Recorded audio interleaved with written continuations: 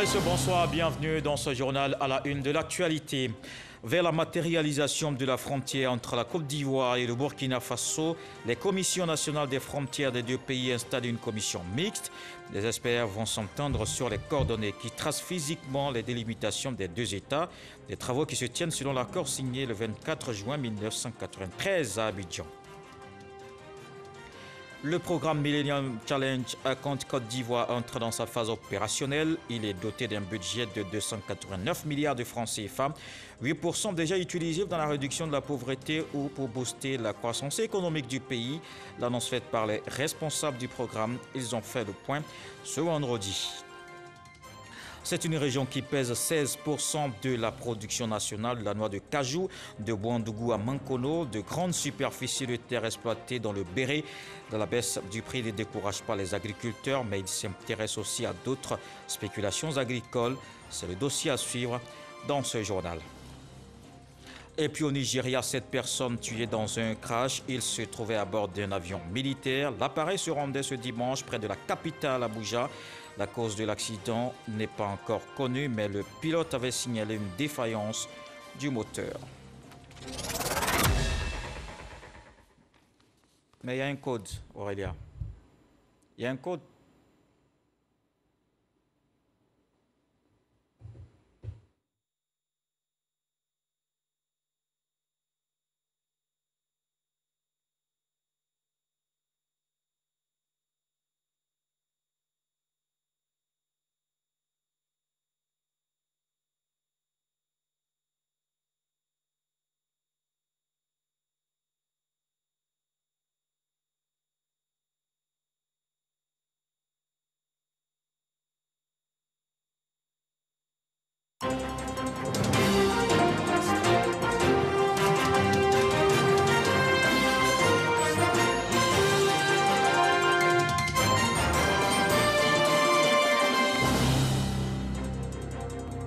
Madame, Monsieur, bonsoir, bienvenue dans ce journal à la une de l'actualité.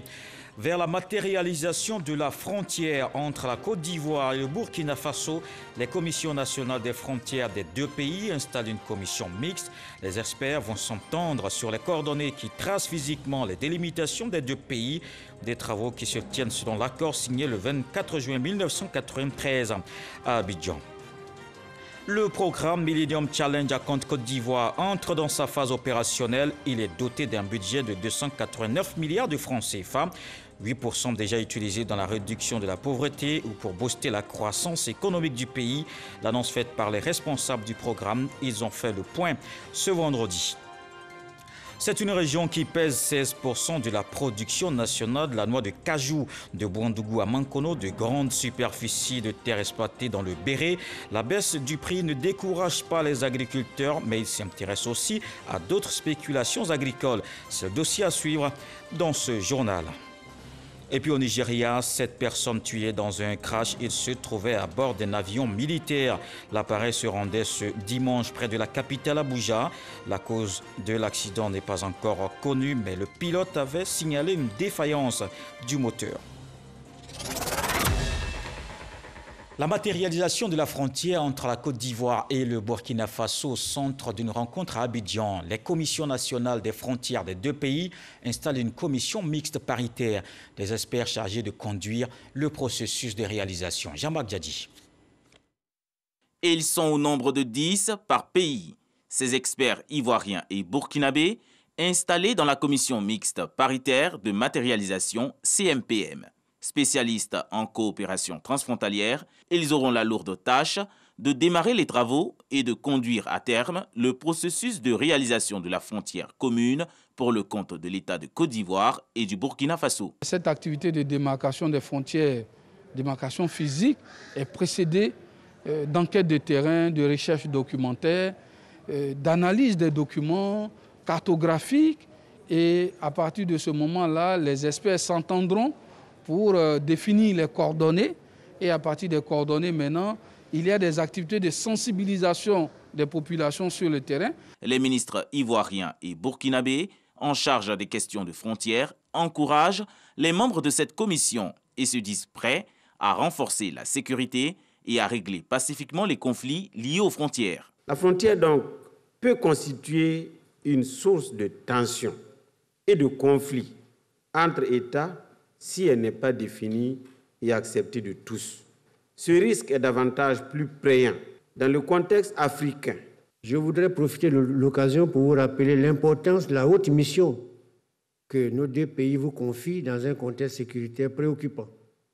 Et aussi à un moment où les hautes autorités ivoiriennes et burkinabées déploient beaucoup d'efforts pour combattre tous les périls d'où qu'ils viennent, en vue d'assurer et garantir la sécurité de leur population.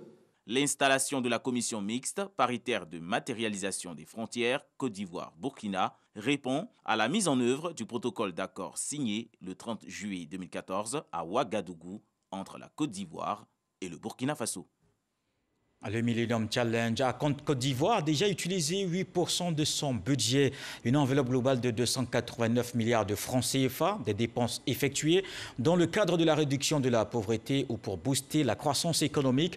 Les responsables ont fait le point sur l'état d'avancement de tous les projets. On le voit avec Dangui Dangui.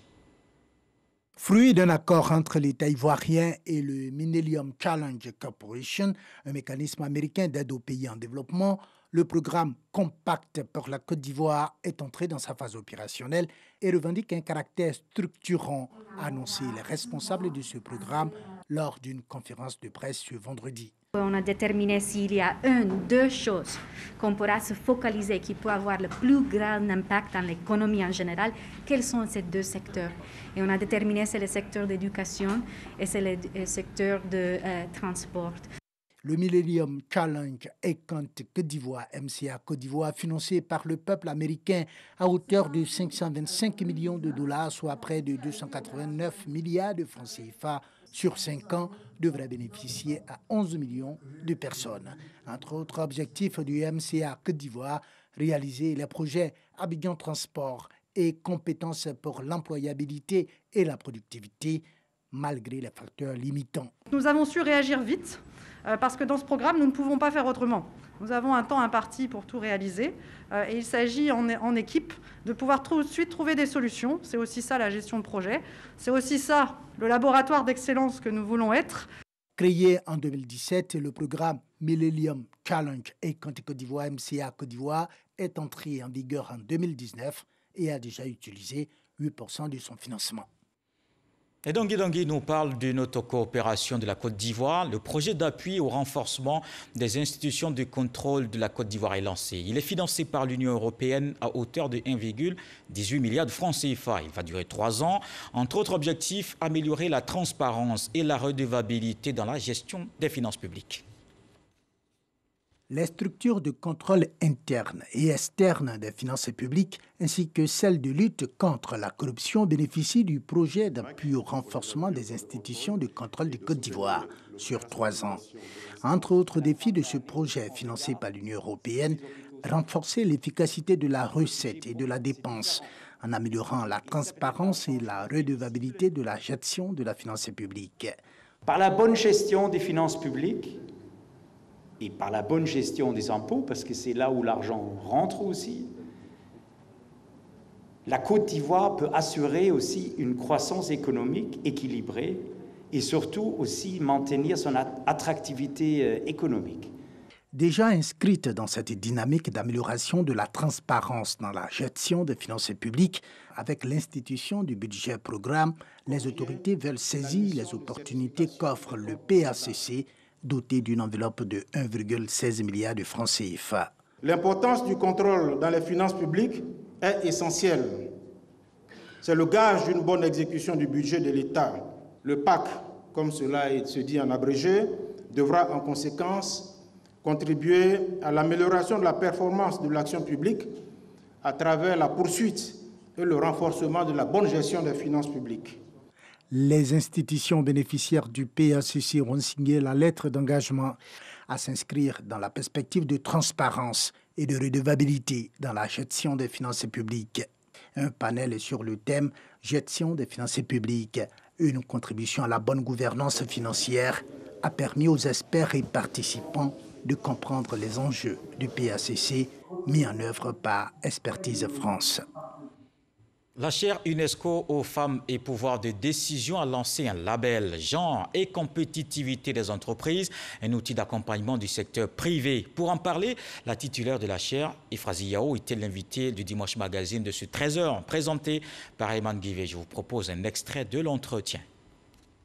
Il y a plusieurs personnes qu'on avait accompagnées qui ont témoigné de ce qu'elles ont reçu en matière de genre à faire lever la patte au sein de leurs entreprises. Et on s'est dit, mais pourquoi ne pas aller vers les entreprises pour leur proposer tout ce que nous avons comme système, comme formation, comme structuration pour les aider à être plus performants. Alors, qu'est-ce qu'on gagne? D'abord, quand vous formez le personnel de votre entreprise qui devient plus motivé, qui connaît des stratégies à partir de la répartition des rôles de chacun, de vous et moi, à partir des besoins pratiques et stratégiques de chaque personne de votre entreprise, à partir du changement du paradigme, une fusion des compétences pour donner ce qu'il y a de meilleur. Au niveau de la productivité externe, vous savez qu'aujourd'hui, la clientèle, c'est quand même les populations. Les populations sont engagées, elles sont pour des causes. Quand vous commencez à avoir ce label, ces populations vont vous identifier en tant que structure, vous allez avoir une clientèle plus importante parce que vous êtes en train non seulement de vous renforcer, mais de partir pour une cause. Donc, il y a aussi la notoriété qui se fait. Il y a aussi la responsabilité sociétale des entreprises. Les entreprises sont d'accord avec nous que souvent, elles ont envie de faire des choses pour les populations en termes de responsabilité sociétale. Mais est-ce que ce que ces entreprises donnent aux populations, est-ce qu'il y a un impact réel? Nous avons là encore des outils pour les aider à avoir l'impact réel, donc à avoir des clients, comme je dis, ou des clients plus motivés. La mission essentielle en matière de genre, puisque c'est ce qui nous concerne aujourd'hui, c'est de promouvoir l'approche genre en tant qu'outil de diagnostic, d'analyse et d'orientation des décisions pour tout problème de développement, qu'on soit au niveau de l'État ou au niveau d'une société ou d'une entreprise. La deuxième mission, c'est d'agir comme un intégrateur de solutions. C'est comme ça que la chaire agit. Et finalement, la dernière mission, c'est le renforcement des capacités, les indicateurs à mettre en place pour aider chaque structure à être plus performante. Et on s'intéresse à l'amélioration de la participation des femmes dans la vie politique. Il s'est tenu au Conseil national des droits de l'homme une session de partage d'expériences de la Suisse. Cette rencontre vise à promouvoir la représentativité des femmes dans les sphères décisionnelles, une initiative pour galvaniser les femmes candidates aux législatives de mars. On le voit avec Astou Touré. Cette rencontre vise à favoriser l'émergence des femmes dans les sphères décisionnelles. Session de partage d'expériences de la Suisse en matière d'amélioration de la participation politique des femmes. Une rencontre qui a valeur de symbole pour l'ambassadrice de la Confédération suisse en Côte d'Ivoire. On a montré un film qui se déroule dans un village, donc dans une population rurale, et ça a valeur d'exemple de ce qui s'est passé il y a 50 ans en Suisse. Ça fait 50 ans exactement qu'on a commémoré les droits de vote des femmes, le suffrage féminin. Ce film, d'après les réactions dans la salle, a beaucoup parlé aux gens parce que c'est des situations de la vie quotidienne qui sont dépeintes. On voit que la femme, à la base, dans sa famille, dans son village, elle peut faire bouger les choses. Et c'est là que ça doit commencer. C'est au niveau communautaire que l'engagement commence et il doit être porté jusqu'en haut. Un film retraçant le parcours de la lutte des femmes suisses pour l'obtention de leurs droits politiques a permis de sensibiliser et former les femmes sur les enjeux de la sous-représentativité des femmes.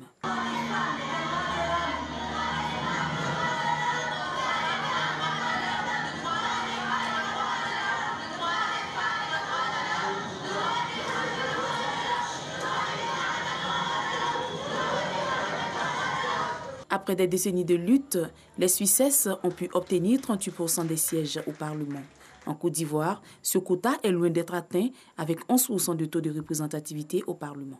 À la veille des élections législatives, nous pouvons nous rendre compte que malgré tous les efforts et l'engagement des femmes ivoiriennes pour leur participation en politique, il est clair que les quotas de 30% de femmes dans les listes qui avaient été proposés par les partis politiques, ce quota dans l'ensemble n'a pas été atteint. Les femmes représentent plus de 48% de la population ivoirienne, mais le taux de représentativité dans les instances décisionnelles demeure encore faible. Pour Namizata Sangaré, le chemin est long, mais l'espoir à un changement est possible. Je pense qu'il faut y croire et il y a même des raisons de croire en la représentation des femmes au poste de décision, pour la simple raison que la Côte d'Ivoire a adopté librement une législation à l'effet d'accroître les chances des femmes au poste de décision. La Côte d'Ivoire a ratifié tous les instruments internationaux pertinents qui parlent de représentation des femmes aux instances de décision.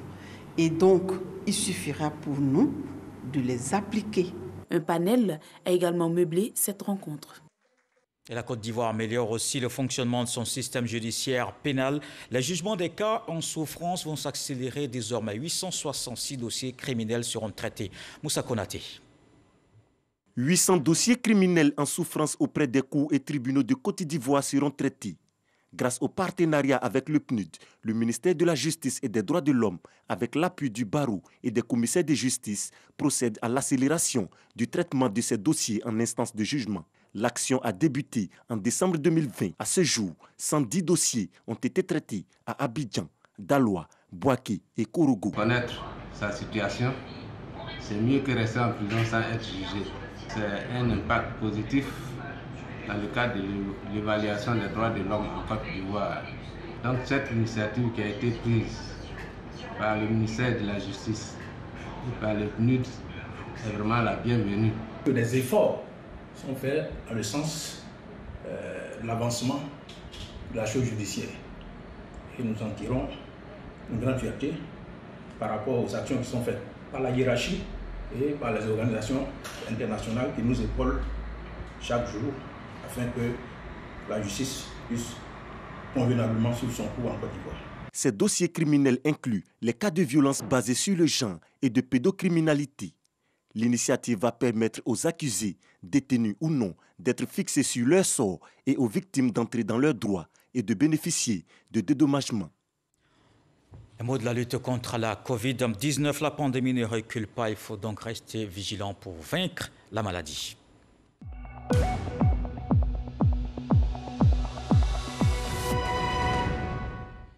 Voici les chiffres de ce dimanche. 112 nouveaux cas de Covid-19 sur 3303 échantillons prélevés, soit 3,4% de cas positifs, 346 guéris et un décès. La Côte d'Ivoire compte désormais 32 026 cas confirmés, 30 589 guéris, 186 décès, 1251 cas actifs. Et dans la région du Béret, c'est la prospérité de la filière cajou. 16% de la production nationale. Elle a permis l'exploitation d'une grande superficie des terres de la région de Bouandougou à Mankono. Les vergers s'étendent sur plusieurs hectares. La baisse du prix de la noix de cajou ne décourage pas les agriculteurs, même s'ils s'intéressent aussi à d'autres spéculations. Les populations saisissent les opportunités de toute la chaîne de valeur. À Naka, dans le Béret, la filière conserve ses acquis. C'est un dossier de Charles Tatou. Introduite en Côte d'Ivoire dans les années 70 avec pour rôle la lutte contre la dégradation de l'environnement dans les régions nord, la culture de l'anacarde a connu sa valorisation juste après la période 2000, du fait de ses intérêts multiples. On fait le jus avec, on fait le confiture avec, on fait aussi liqueur, mais ça fait beaucoup de choses, c'est vrai. Nos formateurs, on nous a formés. Nos nouveaux, on s'est arrêté à 4 matières. Dernière année, donc, des filières agricoles, ces activités se sont accentuées dans la région du Béret et ont même supplanté les autres cultures agricoles. Avant l'arrivée de l'anacarde, il y avait les cultures vivrières. Au plan industriel, c'était le coton. Donc ils ont trouvé qu'il fallait vraiment revenir à l'ancien système, surtout les cultures vivrières. Et ensuite, il y a eu l'arrivée de l'anacarde. La région du Béret, il faut le dire, est très propice à cette culture pérenne. Ici, c'est la ruée vers les villages.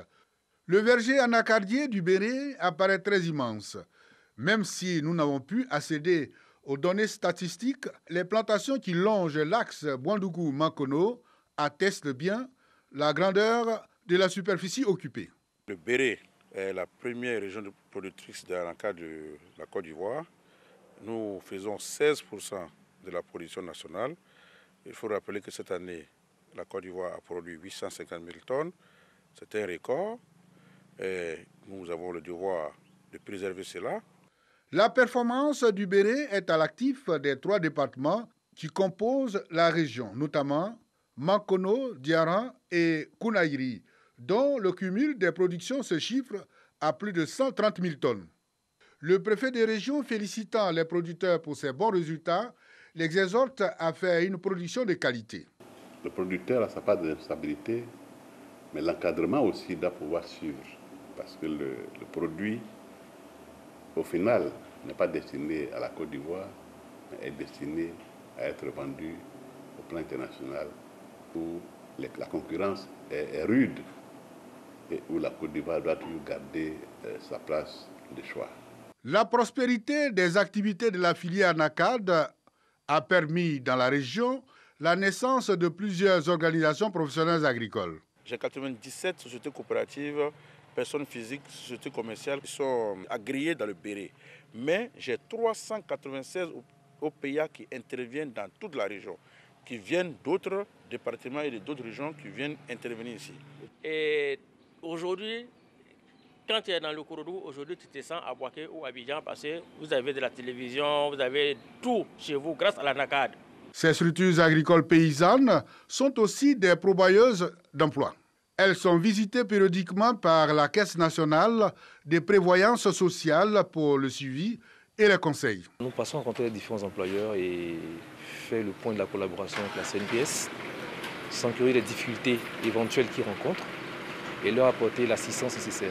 Le ramassage des pommes d'acajou, une autre activité contribuant à la lutte contre la pauvreté.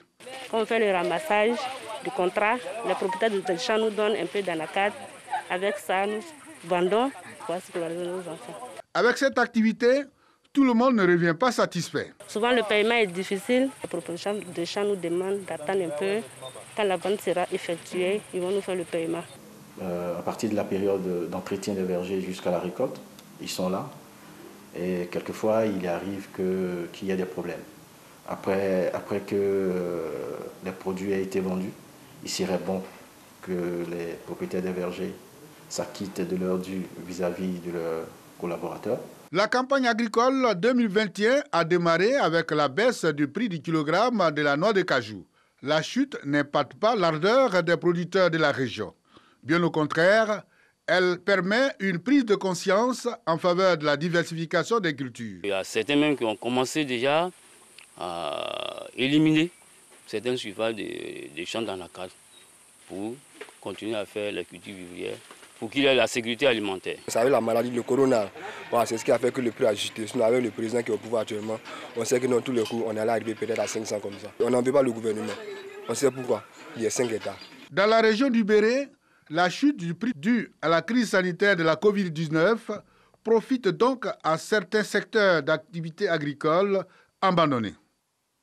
Anacard dans le Béré, la filière conserve ses acquis dans la région. C'était un dossier de Charles Tatou. Je vous donne le contenu de ce communiqué du ministère de la Santé.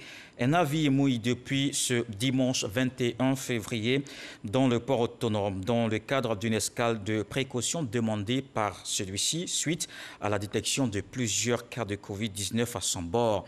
Un cordon sanitaire a été établi dans le périmètre de stationnement du bateau par les autorités médicales ivoiriennes en vue de mettre en œuvre le protocole en la matière. Il s'agit d'évaluer la situation épidémiologique à bord, d'y limiter la contamination et d'empêcher la propagation en dehors du navire. Cette opération est réalisée conformément aux dispositions internationales en matière d'assistance et de secours à navires en détresse et en accord avec les autorités de la République de Côte d'Ivoire. C'est fait aujourd'hui, 21 février.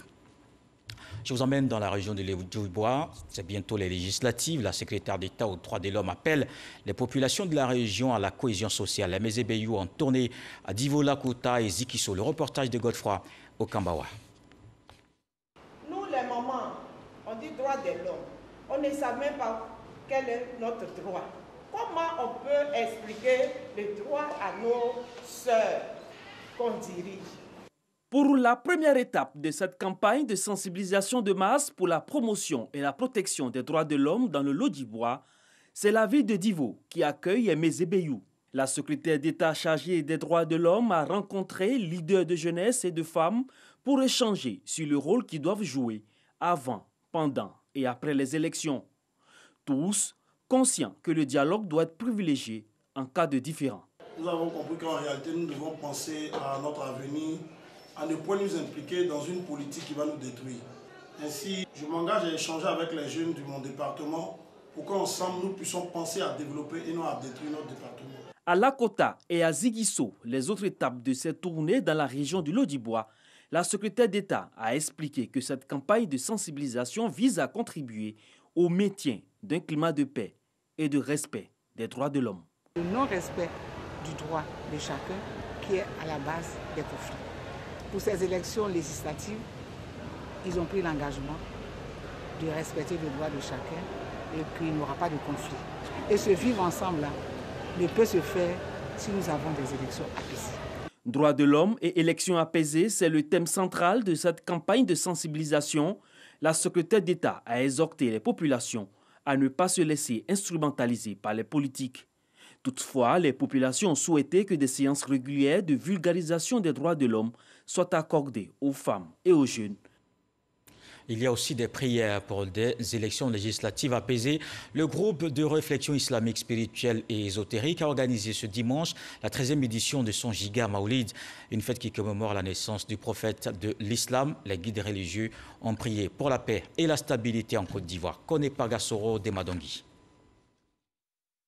Le palais des sports du Trécheville bondé des mondes. Ses imams, ses prédicateurs, ces guides religieux et fidèles musulmans venus des différentes communes du district d'Abidjan, des villes de l'intérieur et des pays de la sous-région, mais aussi de la France, présents pour la célébration du Giga Maoulid, une initiative du groupe de réflexion islamique spirituelle et ésotérique Grise, avec à sa tête le guide spirituel Cheikh Malik Konaté. Le prophète Mohammed, paix et salut de Dieu sur lui, une miséricorde pour l'humanité.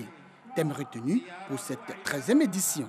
Je suis sûr et certain qu'il y a les musulmans et les non-musulmans parmi nous. C'est à cause de cette miséricorde qu'on se retrouve. Donc le fait de choisir ce thème, ça a en même temps fait des prières pour le pays. Cette 13e édition du Giga Maoulid a bénéficié du soutien du président du COSIM, Conseil supérieur des imams des mosquées des affaires islamiques en Côte d'Ivoire, Cheikh Aïma Traoré Mamadou, et de la ministre de la Solidarité, de la cohésion sociale et de la lutte contre la pauvreté, marraine de la cérémonie représentant le Premier ministre, chef du gouvernement Ahmed Bakayoko. Occasion toute trouvée pour Maria Toukoune d'exhorter les guides religieux et la communauté musulmane dans son ensemble à être des artisans de paix et à prier pour des élections législatives apaisées le 6 mars prochain.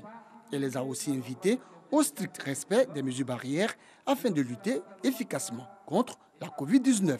Le Premier ministre demande au ministre de Dieu d'implorer tout simplement et tout spécialement la clémence du Seigneur afin qu'il éloigne de notre pays toute idée de haine et de trouble à l'occasion des prochaines élections législatives que les Ivoiriens souhaitent voir se dérouler dans le calme et dans la quiétude.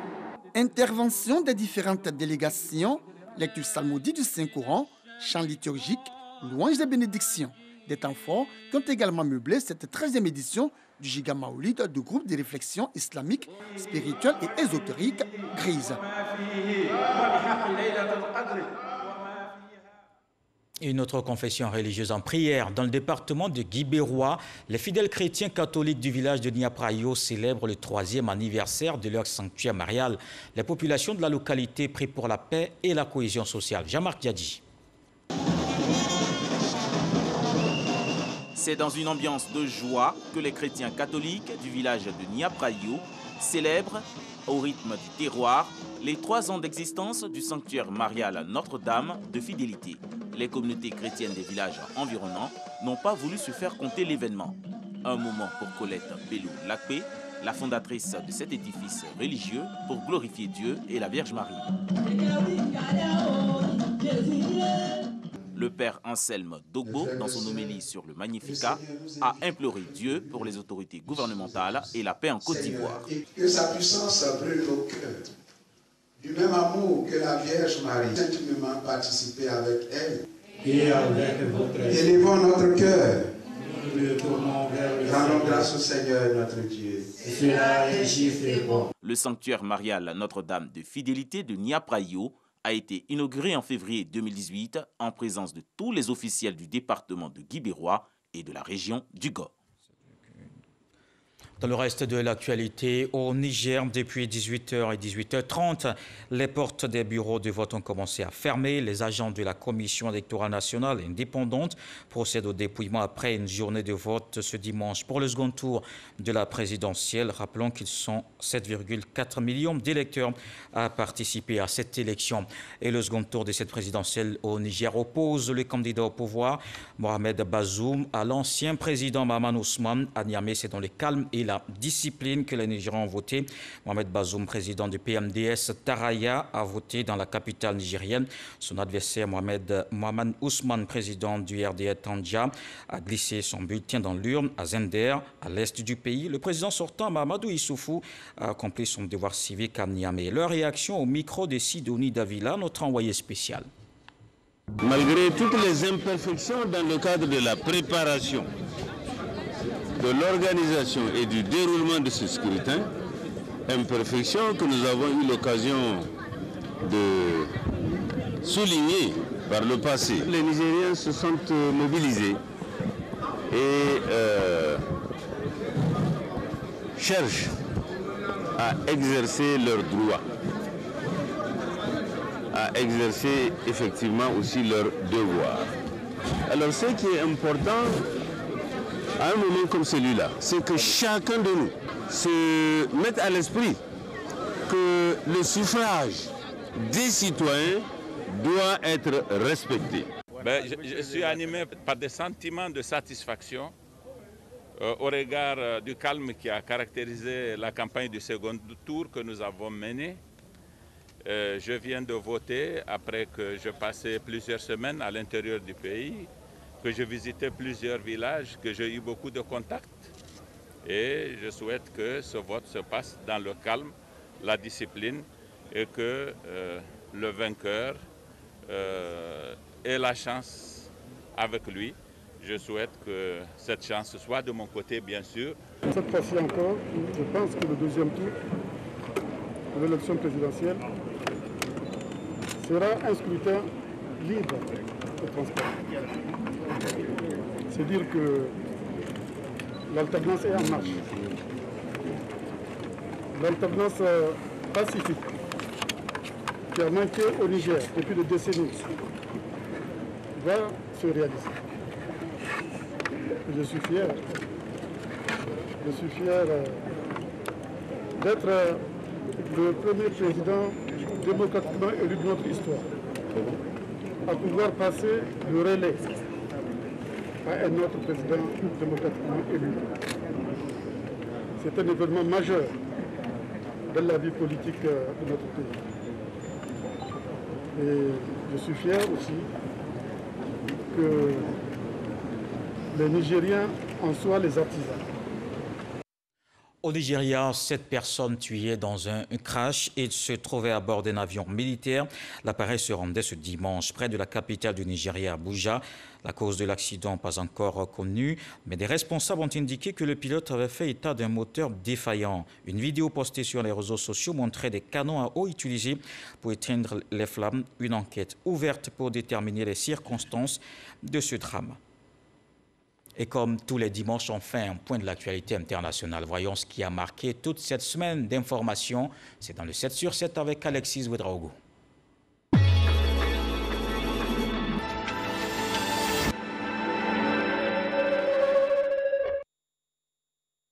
L'ancienne ministre nigériane des Finances, Ngozi Okonjo-Iweala, est devenue lundi la première femme et la première représentante du continent africain à diriger l'Organisation mondiale du commerce. Elle devra faire progresser les négociations internationales fortement perturbées par les tensions entre les États-Unis et la Chine. Des températures polaires et des millions d'Américains sans électricité. La vague de froid qui frappe les États-Unis a déjà fait au moins 20 morts. Plus de 3,5 millions de foyers et de commerces étaient privés de courant mardi soir. Des hommes armés non identifiés ont attaqué dans la nuit de mardi à mercredi un établissement scolaire dans l'état du Niger au Nigeria et enlevé 27 étudiants, employés et membres de leur famille. Le président nigérien Muhammadu Buhari a condamné l'attaque et dépêché des responsables des services de sécurité pour coordonner les opérations de sauvetage. Abdelmadjid Tebboune a annoncé jeudi la dissolution de la Chambre basse du Parlement et appelé à des élections anticipées. Les membres de la Chambre basse du Parlement avaient été élus en 2017 lorsque les alliés Abdelaziz Bouteflika, prédécesseur d'Abdelmadjid Tebboune, bénéficiaient de la majorité. Le président indique que cette décision fait partie des réformes visant à donner plus de pouvoir au Parlement. Les États-Unis sont officiellement de retour dans l'accord de Paris, au moment où l'administration du président Joe Biden s'engage à faire de la lutte contre le changement climatique une autre priorité. Près de 4 ans après l'annonce par Donald Trump du retrait des États-Unis, ce retour de la première économie du monde signifie que la quasi-totalité des nations de la planète sont aujourd'hui partie prenante de l'accord signé en 2015. Un tribunal de Moscou a rejeté samedi l'appel de l'opposant russe Alexei Navalny. Détenu en Russie depuis son retour d'Allemagne le mois dernier, il a été condamné pour 3 ans et demi de prison ferme le 2 février pour avoir violé les conditions de sa libération conditionnelle. Une accusation qu'il refute. Si son appel a été rejeté, sa peine, elle, a été réduite de 6 semaines.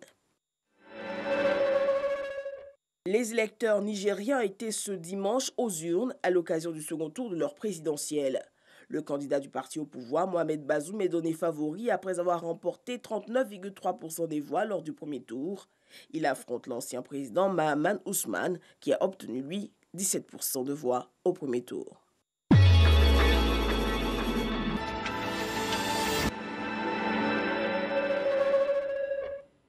Voilà qui met un terme à ce journal. Merci de l'avoir suivi. Retour de l'actualité 23h avec Abdoulaye Koné demain 20h.